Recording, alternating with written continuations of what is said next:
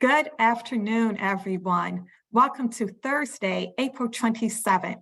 Thank you for joining us for our Discover with UH webinar series, a monthly webinar series dedicated to exploring clinical research, patient outcomes, and social justice by having UH researchers share their studies and expertise with us. This month, we will learn more about gut health in honor of IBS, Irritable Bowel Syndrome Awareness Month. Our discussion will be led by Dr. Thomas Farah and Dr. Vu Nguyen, both dedicated and highly regarded physician scientists. I am Patricia Tursignac with the Clinical Research Center and will serve as your moderator during our time together. I will provide introductions, and then our panelists will provide their presentations. First off, I'd like to introduce Dr. Thomas Farah. He is the Chief of the Division of Pediatric Gastroenterology, Hepatology, and Nutrition at UH Rainbow Babies and Children's Hospital and Professor of Pediatrics at Case Western Reserve University School of Medicine. He holds the Martin and Betty Roscombe Chair in Pediatric Gastroenterology and has been selected as a UH Distinguished Physician.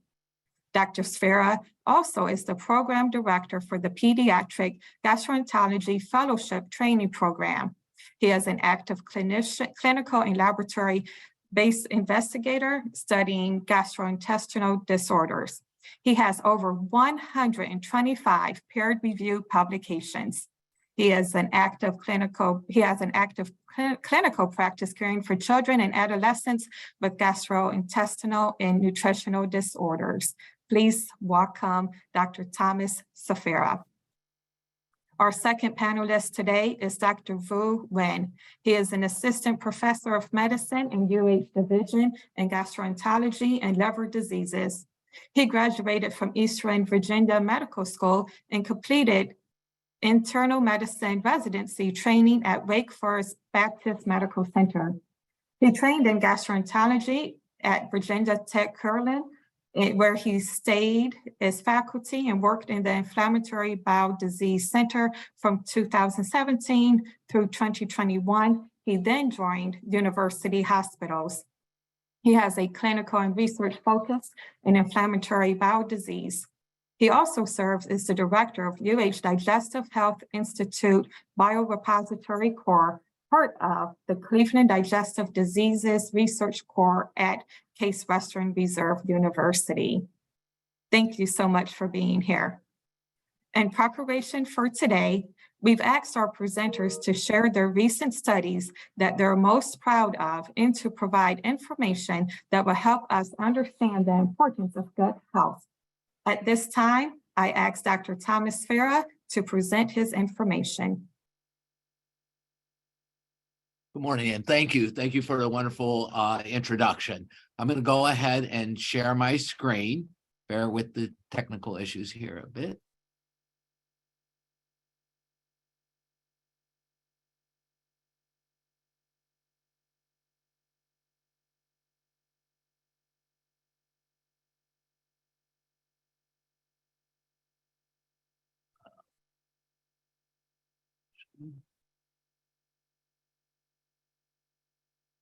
I believe you should see the slides at this point, so I'll go ahead and get started. So again, I'm going to present gut health research in children and adolescents. I'm going to give an overview of the recent projects that my division is doing. As a division chief, I like to really emphasize the work that my colleagues are performing in this area. We have many active investigators in pediatric gastroenterology, all focused on gut health. We have three areas of focus that include gut dysbiosis, inflammatory bowel diseases, or IBD, and a syndrome known as eosinophilic esophagitis, or EOE. And I'll take you through each one of these conditions and the research that we're currently performing.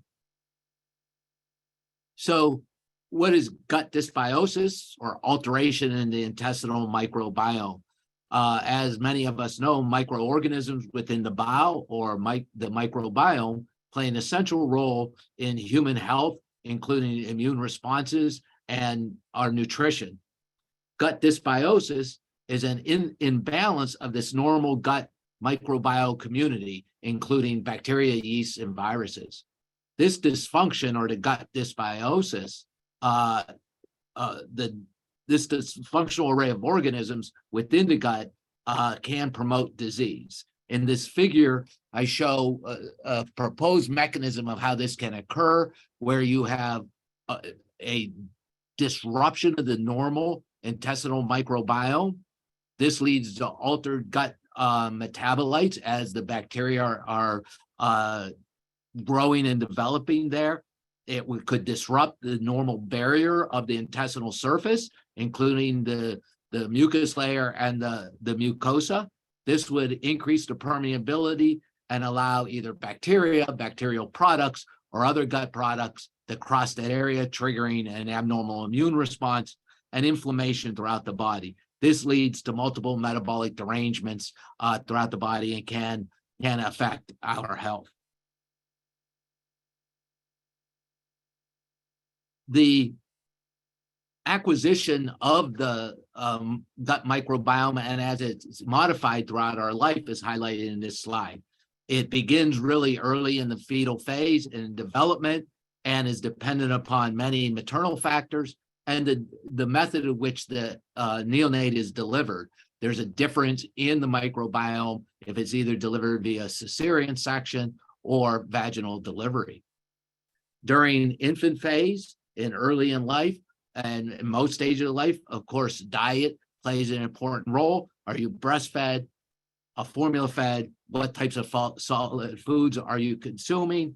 And then hygiene. Are we exposed to pathogens or bacteria within the environment? Medications and our health of the host. Different diseases affect the microbiome.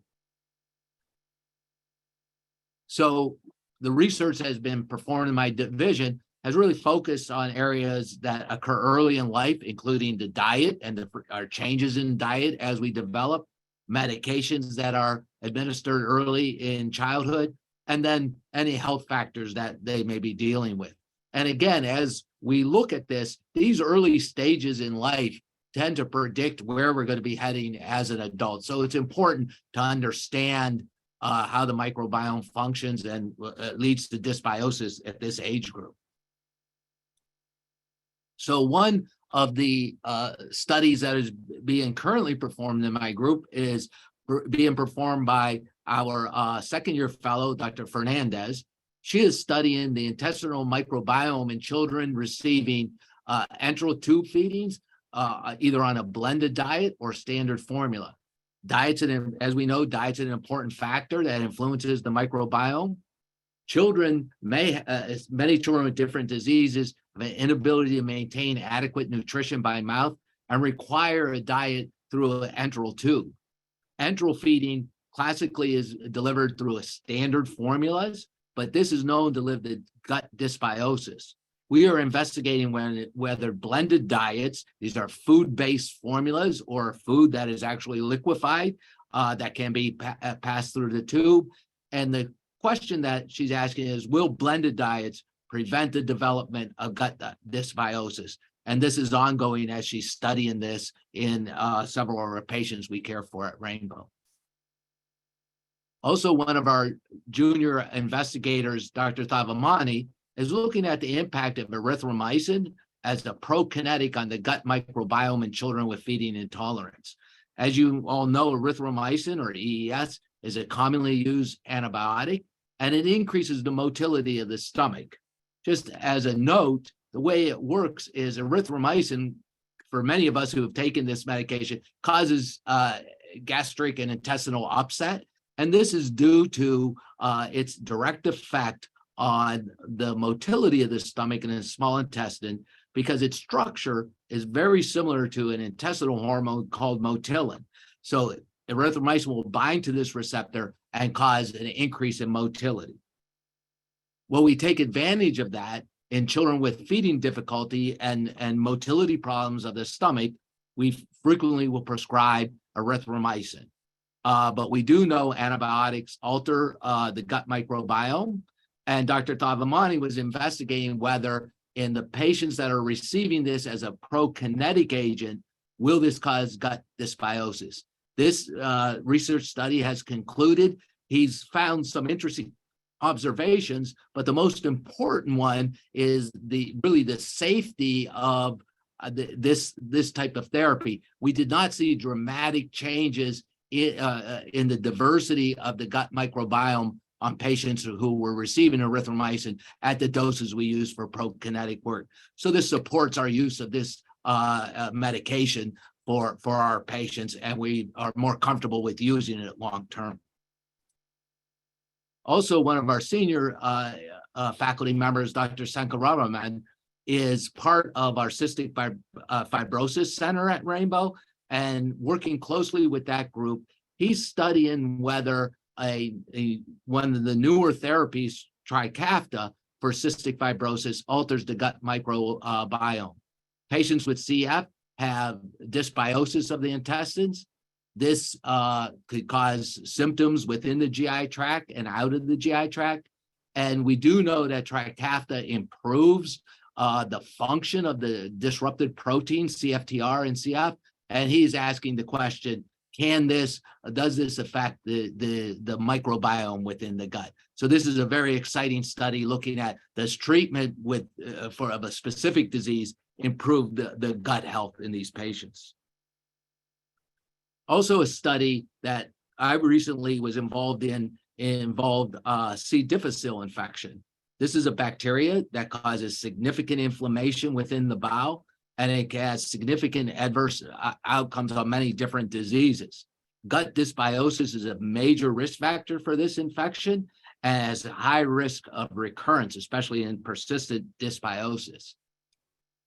I was an investigator and on a study that is investigating a novel drug, bezlotoxumab, which is an add-on therapy to prevent recurrent C. difficile infections. This was a study sponsored by Merck Sharp and Dohme, and is a multi-center study to investigate if this drug, which is approved in adults as an add-on therapy to prevent recurrent C. diff, what is the dose in children and is it safe? We've submitted this paper for publication, and hopefully it gives us an additional treatment option for some of our patients. We also do a large amount of work in inflammatory bowel disease. As you know, IBD is a chronic inflammatory disorder of the intestines. It arises from an abnormal immune response to food, bacteria, and other intestinal contents. It's a very common disease, but it's important to note that a quarter of these patients have onset in childhood.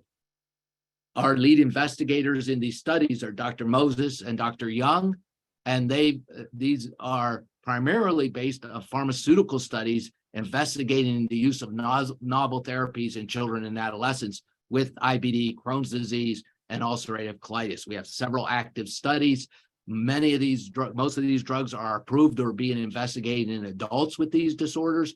We need to be able to see if they are effective and safe in children. And these are part of multi-center trials that we have now available for our patients at Rainbow.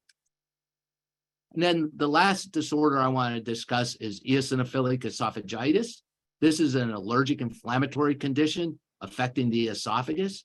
It is due to specific food allergy, most commonly cow's milk protein, soy, wheat, and egg, and it causes the invasion of the esophagus with immune cells, in particular eosinophils. It only involves the esophagus. It has become a very common disorder over the most recent decades. The treatment is either medications or food elimination. And you could see it occurs at all stages in life and causes multiple different symptoms at different ages. The worst, of course, is the sensation of food being stuck in the esophagus. And frequently, due to the inflammation, the food it does not progress through the food pipe or the esophagus normally. We frequently have to go in and urgently remove the impacted food from patients who have this disorder. So we've done extensive research in this area. This is epidemiologic research looking at whether the relationships of EOE to other disorders. And in fact, our center, we've actually began using a novel type of diagnostic procedure where we look at the esophagus through the nose using transnasal endoscopy in patients that are awake, so they do not need to be sedated for this type of procedure. They undergo multiple episodes of endoscopy as we treat this disorder. And our lead investigator and person who developed this at our center was Dr. Sabe, who published his experience with doing this procedure. We were one of the first 10 centers in the country to do transnasal endoscopy in children for eosinophilic esophagitis. The research that we are actively doing now is done by our senior fellow, Dr. Ledner, who is investigating whether one of the therapies, which is swallowed steroids, whether we could reduce the use of that medication in patients. Because as you know, steroid therapy has long-term consequences, including a candida infection of the esophagus, adrenal gland suppression, and possibly inhibition of growth in a young child. She's studying whether we could cycle patients on and off this therapy, maintaining remission and decreasing the side effects. So she is nearing completion of this study, and we're anticipating the results to see if this can be a potential means of reducing steroid exposure in these patients. So again, I want to emphasize that all of our pharmaceutical trials and many of our trials are supported by the Clinical Research Center. It has been a boon to our group in enabling us to do effective research in children. We have multiple ongoing studies that could not be done without the CRC. And also I want to acknowledge the support we received by our nurse coordinators, Kelsey Lesniak and Joanne Ginley, who have been supporting us over the past several years for this research. And I want to thank you all for your attention. That concludes my presentation. Thank you so much. And I so much appreciate how you highlighted each of the health conditions, the importance of research or anticipated patient outcomes. Well done. And I can't wait till we get into the Q&A. Also much appreciation to all of the researchers and your study teams that you are working with. At this time, we ask Dr. Nguyen for your presentation.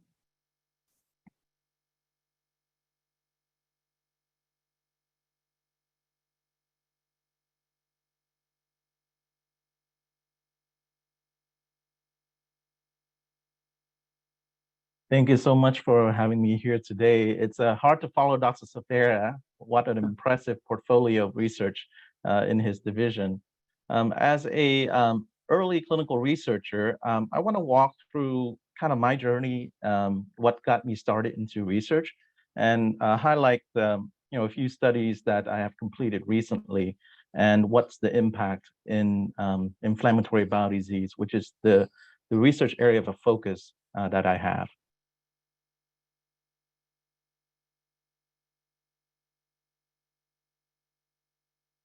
So inflammatory bowel disease is a chronic relapsing immune-mediated disorder that affects could be both the small intestine and the large intestine. It depends on what study you looked at. The CDC reported that a total of approximately 3 million IBD patients in the US. I used data from the Crohn's and Colitis Foundation with estimated a slightly lower number of patients, which is 1.6 million IBD patients in this country, with 70,000 new cases diagnosed annually. The causes for inflammatory bowel disease, it remains unknown. There's very active research in this, and it's believed to be a kind of multifactorial interactions between patients with susceptible genetics and also combined with certain environmental triggers, the gut microbiome, and how that all interact with the immune response. There are two predominant subtypes of inflammatory bowel disease. You have ulcerative colitis, which usually involve mucosal inflammation of the colon, and then Crohn's disease, which can involve the entire GI tract, colon, small intestine, and sometimes in the stomach as well. And the inflammation in Crohn's disease involve quite often deeper layers of the colon or the intestine tract. So the first study that I was involved in that kind of kickstart my interest in clinical research in this field is really a study that I looked at the impact or what is the current status of diagnosis, particularly in the sense of the delay in diagnosis of inflammatory bowel disease. So around this time, there was a study from the Swiss population that published a delayed diagnosis, particularly in patients with Crohn's disease, takes over 2 years for the patient to get diagnosed in the majority of their population. So at this time, with that information, we come up with the idea of examining the issue of diagnostic delay in a population in this country, because that was never published before. And we did a retrospective study looking at almost 200 IBD patients that I was following. And we looked at the time when they reported having symptoms to the time when they first see their first contact with the physician, which could be an ED physician, or it could be their primary care provider, to the time when they are referred to a GI specialist and get diagnosed with inflammatory bowel disease. What we found is that there was a significant delay in patients, particularly with Crohn's disease, being diagnosed with the disease. Even though the median time from onset of symptoms to Crohn's disease diagnosis was the median time was around 9 months, but we have 25% of Crohn's disease patients are diagnosed with the disease after 2 years. And for someone who takes care of patients with inflammatory bowel disease, that was rather unacceptable to us. We also looked at what are some potential factors that may explain for this delayed diagnosis. One of the hints that we get from seeing patients with inflammatory bowel disease is that patients have very variable presentation. Some have abdominal pain, some have diarrhea, others have blood in their stool. Well, what we found was that in patients with Crohn's disease compared to ulcerative colitis, patients with ulcerative colitis are much more likely to have hematochezia or bloody diarrhea compared to patients with Crohn's disease. And our thought is that because there is significant overlap between the symptoms of inflammatory bowel disease with a more functional syndrome, such as irritable bowel syndrome, that may perhaps be one of the reasons why these patients are not, being worked up or not being referred for a workup and being diagnosed earlier. And when we did a multivariate analysis looking at the different potential factors of why patients with Crohn's disease may be diagnosed late, we did find that patients who have hematochezia, rectal bleeding, usually that is a red sign or red flag for clinician tend to get diagnosed earlier. Similarly, patients with only small bowel involvement tend to be diagnosed later. And we suspect that patients with small bowel diagnosis or small bowel disease usually don't present with hematochezia or rectal bleeding, but quite often have variable symptoms of abdominal pain, diarrhea that may be mistaken for other more benign disease. So now that we established that a significant portion of patients with Crohn's disease have a delayed diagnosis, the next step is what can we do about it? What kind of factors or how can we improve, or speed up this process of making the diagnosis so that the patient can receive the appropriate treatment? And the next studies that we looked at is seeing if stool markers can help us expedite the diagnosis.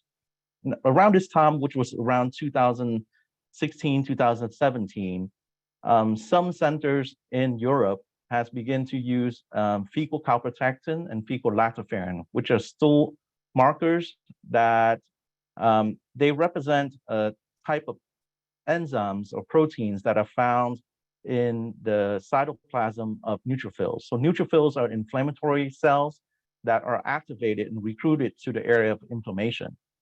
And however, in the US at the time, only a few academic centers are starting to begin to investigate this. And what we did was we looked at the use of lactoferrin in patients with inflammatory bowel disease to see if we can make the diagnosis earlier.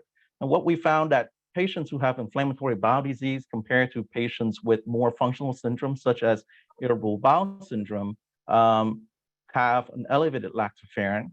And an elevation in lactoferrin can differentiate about 85% to 90% of patients with inflammation versus those without inflammation, such as patients with irritable bowel syndrome. We also examine if the degree of lactoferrin correlates to the extent of inflammation. And what we found is that patients with higher fecal lactoferrin correlates to the extent and the severity of colonic inflammation. That suggests the possibility of using lactoferrin, which is a non-invasive stool marker, to potentially monitor the disease. And we also looked at does lactoferrin help predict response to therapy. One of the challenges is patients with inflammatory bowel disease is quite often we would wait until their treatment, at least through their induction period, which may take up to 6 to 8 weeks or even longer to assess whether they will or will not respond to therapy. So one of our ideas was, can we monitor the trend in the fecal lactoferrin to see if we can somehow predict whether early on, whether they will respond to therapy or not.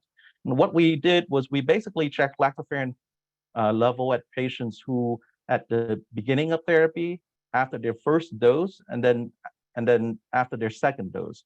And what we found is that patients who have a persistent decline in lactoferrin after the first dose and the second dose, those patients tend to go on to respond well to the therapy, versus in the non-responders, the first dose or the first lactoferrin level after the first dose of therapy usually goes down, but then eventually it starts trending up again after their second dose.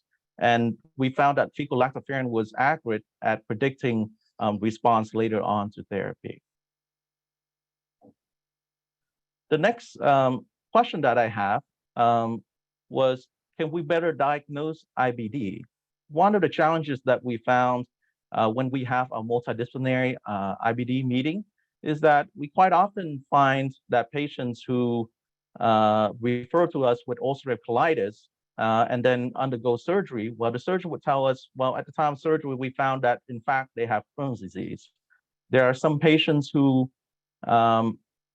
based on our radiology by colonoscopy, we still just don't fit the typical pattern of Crohn's disease or ulcerative colitis. And the estimated prevalence of that is about 5 to 15% of patients. So about 5 to 15% of patients, we just cannot classify them whether having Crohn's disease or whether they have ulcerative colitis.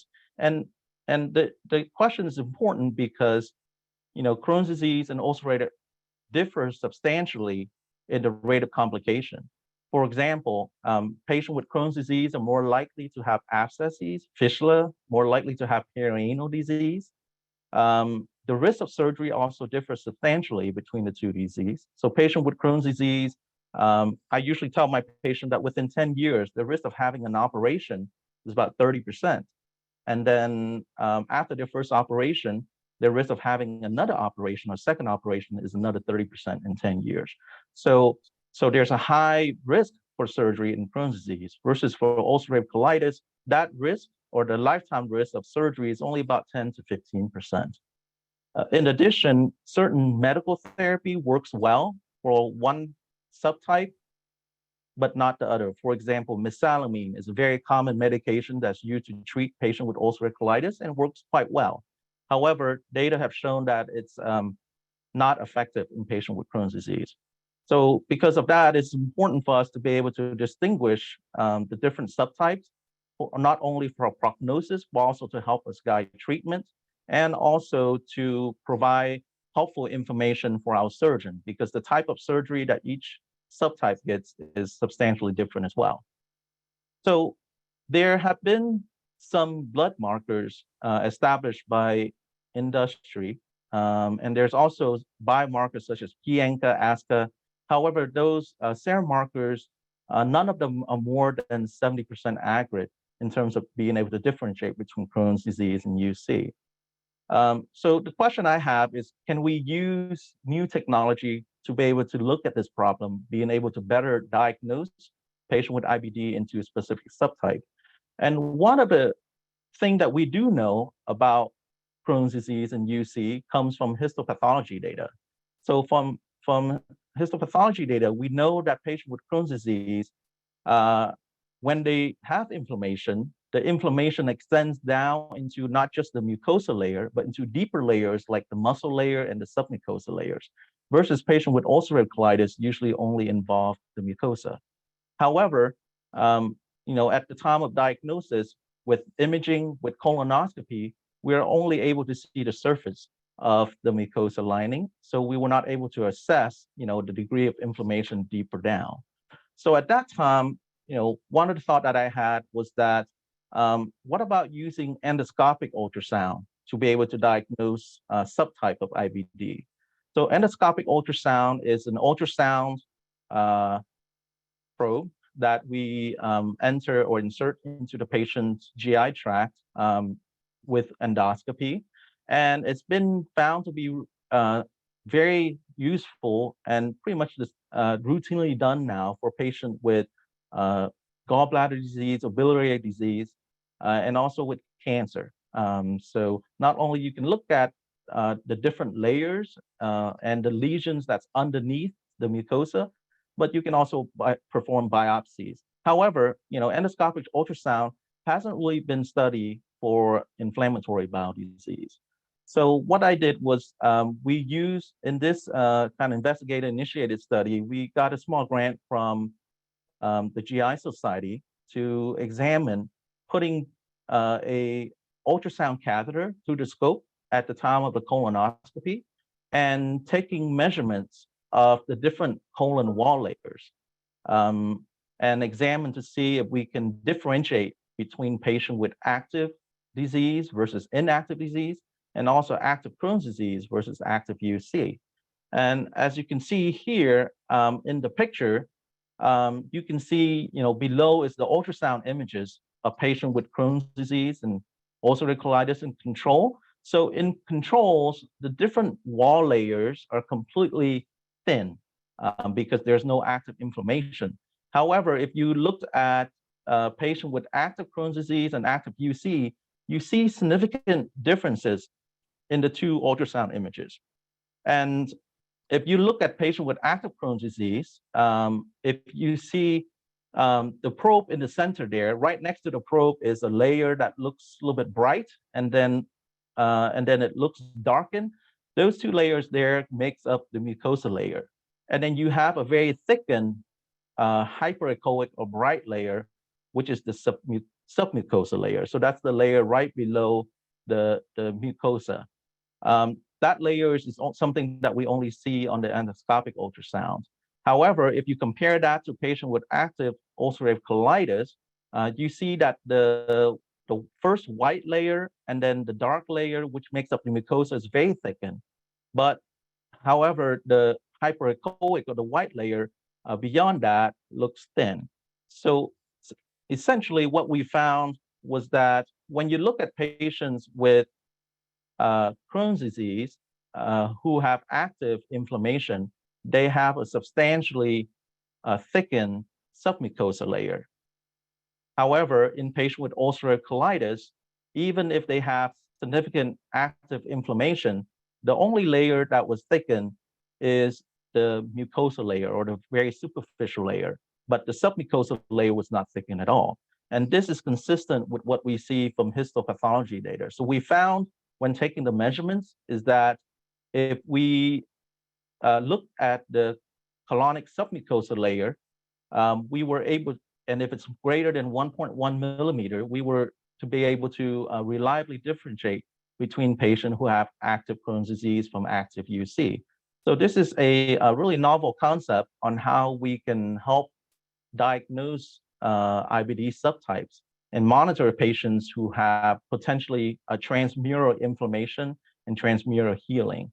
And it has implication on ways that we can diagnose perhaps those patients who have IBD unclassified, because we just could not tell from the colonoscopy or from traditional imaging. One other study that I recently completed as well is really tackled the concept of trying to elucidate the mechanism of non-response. So we do know that in inflammatory bowel disease, anti-TNF therapies such as infliximab, adalimumab, you may know it as Remicade or Humira, are some of the most common biologics used to treat inflammatory bowel disease. However, despite those biologics, a high proportion of patients do not respond to those therapy. The mechanism of non-response remains unknown. So at that time, most of the therapy that we have currently for treating patients with inflammatory bowel disease involve the canonical NF-kappa B pathway. So that would be our anti-TNF therapy, anti-interleukins therapy. Most of them involve this canonical pathway that is very well studied in patients with in any type of inflammation. However, the non-canonical NF-kappa B pathway, looking at other types of molecule and other pathway, have been thought to be involved in chronic inflammation, have not been well studied. So I partnered up with an immunologist who was studying non-canonical NF-kappa B pathway at the time. And we did a pilot study to look to see if this non-canonical NF-kappa B pathway may be involved in the mechanism of non-response to anti-TNF therapy. And what we found when we did gene expression is that there is a substantial differences in the non-canonical NF-kappa B cytokine or chemokines expression in patients who respond to anti-TNF therapy versus those who lose response to anti-TNF therapy. So this is a pilot study. The results from this suggest that this non-canonical or alternative pathway may be involved in the mechanism of non-response and should warrant further research. So I joined UH in 2021, and the main reason that I joined is really for the great people who in the department who's also very passionate about IBD research. These are some of the pictures, people with pictures that I have, but there are many others who also do great research as well. Dr. Fabio Cominelli is my division chief. He's had a funded research for over 3 decades, investigating the mechanism of inflammation in the gut. Dr. Katz, my senior partner in the division, does a lot of clinical industry clinical trial. And currently we have 2 trials with 2 kind of novel medication, one for patient with ulcerative colitis and one for patient with Crohn's disease. Dr. Imad Mansour is one of our junior colleagues who does some really great clinical research. He has expertise in doing work with a lot of database studies, looking at epidemiology of inflammatory bowel disease. Dr. Abigail Basson is one of our PhD. She has PhD in nutrition and does some really wonderful work and recently completed a study on soy-based diet in patients with inflammatory bowel disease. And we also have a study coming up as well on artificial sweeteners, looking at the impact of that and how it modulates inflammation in patients with IBD. Dr. Alex Rodriguez and Dr. Luca Martino also work in the lab and had done some really wonderful research in the microbiome and fungi and how it interact with the innate immune system. So thank you very much for your attention. Thank you so much, and thank you for taking us deep into some of your studies. I love how I was able to easily see your curiosity leading to a next research project, or findings from one study begins the next phase, and also appreciate the comparisons with each of your studies, whether if it's by disease or healthy and abnormal findings. I want to get to a question into the chat, and at this time I want to just give much appreciation that we are so fortunate to both of you to contribute to our vision of advancing the science and of health and the art of compassion. I see that your videos are on. Anyone in the audience, if you have any questions, please type them into the Q&A box at the bottom of your screen, pardon me, and we will try to get to as many of them as possible. The first question that I see, are there, and anyone can take this, are there two types of Crohn's disease? And if so, is some an intestinal tract and one with nerves? If either one of you can provide clarity on that, that would be great. I can take that. So there are not two types of Crohn's disease, but Crohn's disease have very different manifestation. For example, there are patients with Crohn's disease with only small bowel or small intestine involvement. There are patients with Crohn's disease with only colon involvement, and there are those that have both. We do know that patients with small intestinal involvement have a high risk for complication. For example, like a stricture or stenosis and or an abscess, and more likely to require surgery during the lifetime. So to answer that question, there's not different types of Crohn's disease, but even within Crohn's disease, patient will have kind of different presentation of Crohn's disease. In terms of the nerves and intestinal tract, so we do know that the GI tract has, it's part of the enteric nervous system, and that's one of the largest nerve system in the body. So there is a high correlation between nerves and also inflammation. So we quite often have, inflammation that can cause symptoms that may be related to, there's a high correlation between inflammatory bowel disease and other nervous or even mental health issues like depression, anxiety. And there's actually been a few studies that was published in very high impact journals such as Nature, where they looked at patients with inflammatory bowel disease during treatment and how they use functional brain MRI to see how certain nerve centers in the brain lights up or does not light up as they undergo therapy. Thank you. Another question, and I would like to start with Dr. Safara first. What led you to become involved in clinical research? If both of you can give like a quick story of your involvement, that would be great, starting with Dr. Safara. So early in my career, I would say the first half of my career, I was a bench researcher. I was primarily involved in laboratory research and translational research. When I moved to or was recruited to UH and Rainbow now 10 years ago, I started with developing a clinical program where we were trying to expand our clinical care of patients, and soon recognized we needed to start performing clinical research to really enhance the care of our patients. So it was the situation of being at Rainbow, at UH, having the support, and then having my colleagues that joined and that I recruited that really thrust us and myself into being more active in clinical research.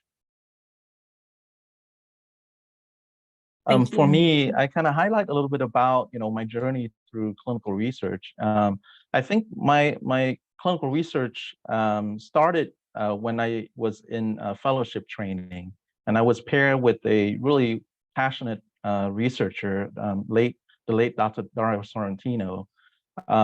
And just kind of through working with him, I become involved in a lot of clinical studies. And, I learned a lot, and also just being constantly surrounded by people who, really done wonderful research. And even just within a short amount of time that I have practiced, I've seen that there have been changes on the way that we have managed a patient with inflammatory bowel disease from some of the research studies. So that's, something that inspired me to continue to do research. Because at the end of the day, I think for me, clinical research is really the only way on how we can improve the care and the management of our patient. Thank you. Thank you so much for sharing. I think all of us, especially the audience, we want to hear like, well, how does this happen? How does someone, achieve great success? Another question from the chat: is there any recent research regarding how the gut responds over time after gallbladder removal? Dr. Nguyen, do you want to take that? It's more of an adult side. We don't do many cholecystectomies in pediatrics. Yeah, so that's a little bit of a challenging question. We do know that a certain subset of patients who have gallbladder surgeries are more likely to develop diarrhea. And we think that the mechanism that explained the diarrhea may be due to bowel salt or bowel acid induced diarrhea. And there's a very active field. Some people kind of dedicated their entire career in looking at kind of bowel salt synthesis and clearance in relation to inflammation. But I'm not sure if if we have really an answer. But certainly, I think the bowel salt synthesis pathway is involved. And one of the ways that we treat patients who have diarrhea post or after gallbladder surgery is putting them on a medication that binds the bowel salt, such as cholestyramine. Thank you so much. This question is for both of you, but I would like to start off with Dr. Sfera first. What are some of the reasons you may encourage a patient of yours to consider or to participate in a clinical research study? Well, that's always a good question because, as we are doing a large number of clinical research studies, we do need patients to participate in those. So we have these discussions with our patients. There's several advantages. I think one, for people who want to be involved in having and contributing back to society and the chronic diseases that they may be experiencing, it is part of being part of, can we help develop, better understanding of the disease? We also, through clinical research, frequently have the availability of offering therapies, novel medications that we cannot offer to patients outside of a clinical trial. And so for many of our pediatric patients, the drugs are not approved. And of course, these investigations are done as safely as possible. We don't want to cause any harm, but they may have the opportunity to receive therapies that are not an option elsewhere. I completely agree with Dr. Sfera. I just want to comment that clinical trial research, particularly industry, has gotten a lot better lately. It used to be most of the time, if you're in a clinical trial for like a new medication that we're testing, it's usually randomized to receiving the drug in a 1-to-1 ratio. So you have a 50% chance of not receiving the drug and placebo.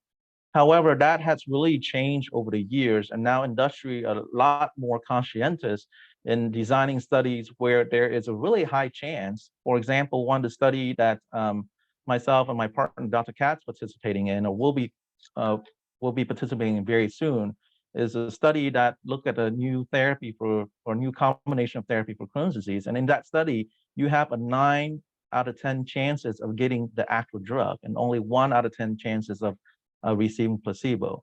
So for patients who are hesitant about these research studies, some patients can really benefit from these novel therapy by the designs of the nature of the clinical trial. Right, and I just want to follow up, right, that type of design, they also do a design where they call it a crossover study, where you may initially receive the placebo, but eventually you cross over and then receive the medication. So we're almost at where everyone in that type of trial, and I agree, it's the pharmaceutical companies, these type of studies have really changed over the years. Thank you. Thank you. I just love getting all this like context in live time. So much appreciation. This question is specifically for Dr. Sfera. With EOE being more prevalent in CF patients, how does the rate at which EOE is diagnosed have an impact on a patient's CF? Right, so that really then follows from one of our early studies where our group looked at using a large database of the frequency of EOE in patients with cystic fibrosis, and we found it's 6 times higher in those patients. How it has that effect is it causes the clinician who's caring for the patient to really focus on saying, are the symptoms the patients with cystic fibrosis have, meaning reflux, difficulty swallowing, or having a lack of an appetite, can this be a manifestation of EOE versus the cystic fibrosis itself or reflux or other things? And for many of those, if it was just due to the CF, you wouldn't necessarily go down the diagnostic pathway for EOE, which is upper endoscopy. But since it is a very common, now more frequent disorder in those patients with CF, it would require you to more readily say, let's go in and do upper endoscopy. And then hopefully by treating that disease, the EOE, which would be different from the CF, we can improve some of their symptoms and their overall functioning in life. Thank you. So we probably have like 2 or 3 more questions just for time management purposes. In this one, whoever wants to take it, it's from our audience. What is a good starting point for an adult patient with GI issues to begin diagnostic process and possible candidacy for to be a research participant?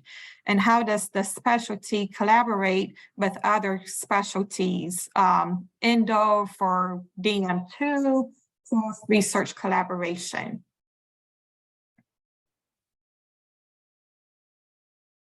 And whoever wants to take Dr. Wynn, that go one. ahead. Adult.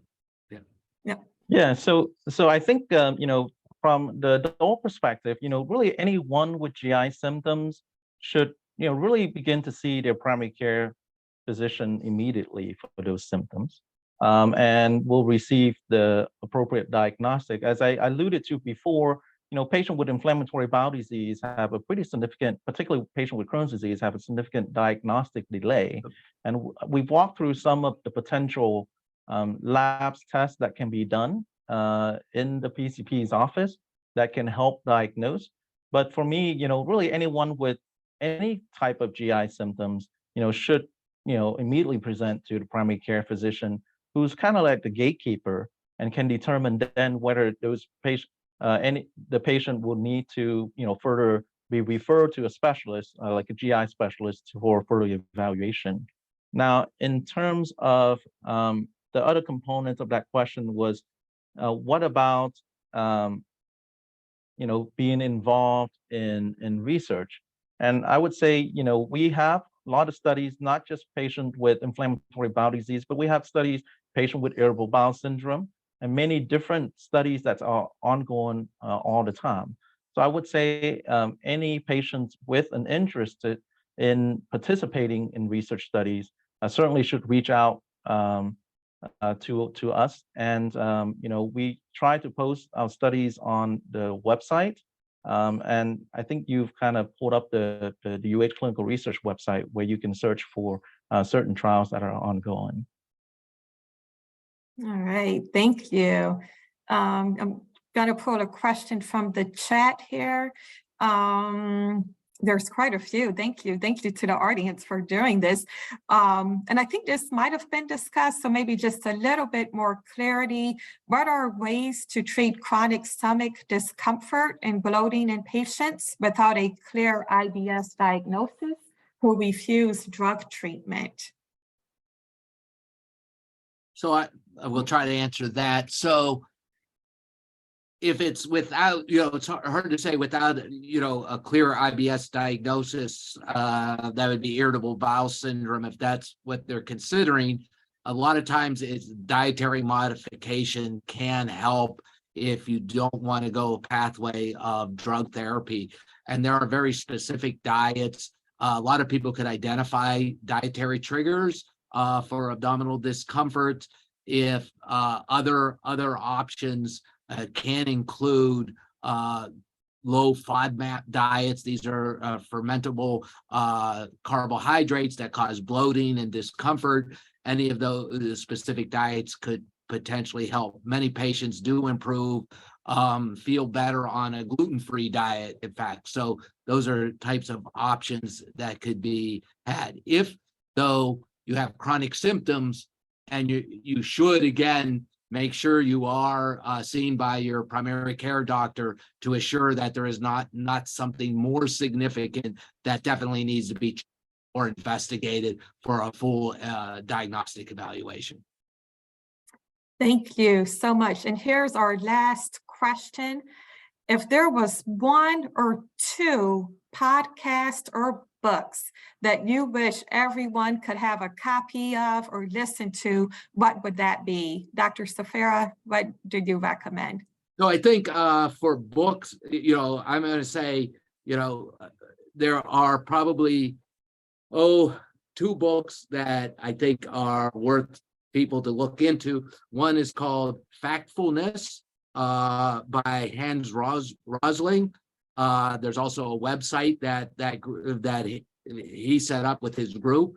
It looks at the world and some of our misconceptions about the world, and the book highlights how the world is doing so much better than what we have believed in the past. So it's a very positive book, and it has a scientific bent to it as they look at different education, nutrition, and how the world's functioning.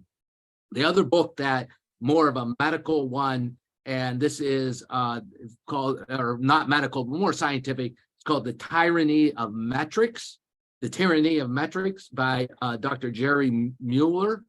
And this is a book that looks at how if you just focus on numbers and metrics and use those without other insight, you could be going down the wrong pathway and kind of making your decisions on how to affect things. And that, metrics may not be always the answer. You may have to use other clues. What's important about this book and interesting is it also uses metrics in a positive way, where metrics can work. And in the book, it highlights in several paragraphs, one of our physicians here at UH, Dr. Pronovost, who is our chief of clinical transformation here at UH. And he, early in his career, used metrics to decrease catheter-related infections in intensive care units. And it was one of the first ways to really understand how to use metrics in the appropriate way. And this has spread over the last multiple years through centers throughout the world and has reduced a significant impact on reducing infections in ICUs and in hospitals. And then the one podcast that I will say for those outside of medicine completely, if you're interested in film, it's in movies, it's Films to be Buried with Brett Goldstein. And Brett Goldstein, for those who are fans of Ted Lasso, is Roy Kent. They talk about films. It's very interesting. The language gets a little saucy, let me just say, so be prepared. That's why. Thank you, Dr. Nguyen. Yep. Yeah, so I have one book that came to mind that I recently just completed reading. It's a novel, well, it's a memoir by a young neurosurgeon at Stanford. It's called How Breath Becomes Air by Paul Kalanithi. So it talks about his memoir and his journey from being a young neurosurgeon at Stanford, being diagnosed with terminal cancer, and his journey through that process. And it's something that I found very inspirational, and it makes you think about kind of your values and motivation in life. So that's something that I highly recommend that everyone read, particularly people who are providers, healthcare providers. Well, thank you so much. I so much wish we had more